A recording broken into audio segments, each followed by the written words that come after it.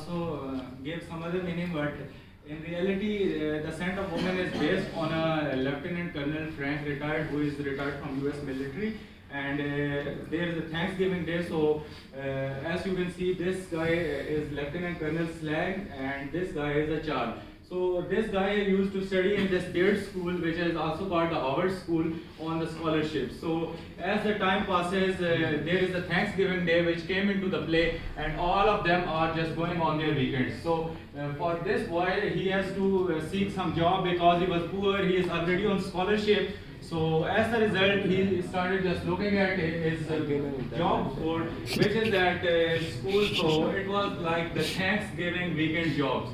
So at the end, he successfully got a job from a house that he has to take care of old Lieutenant Colonel Frank, who is a very tough military guy, and he is very hard to deal.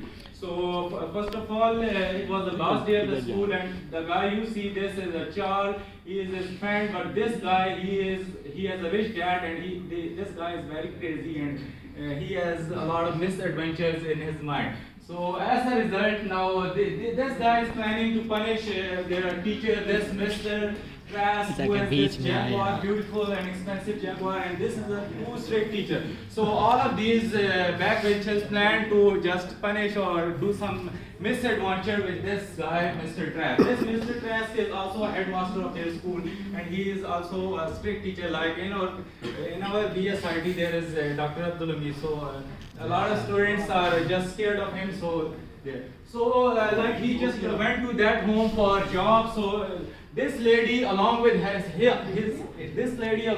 husband, they just planned to spend their Thanksgiving Day on New York. So leaving behind the blind Lieutenant Colonel alone at the home. So she convinced Charles to just take care of old Colonel. And when Charles entered the room, the Colonel, they just gave him a shut up call and just said, "Get out!" Yeah. So as a result, just look at her face. She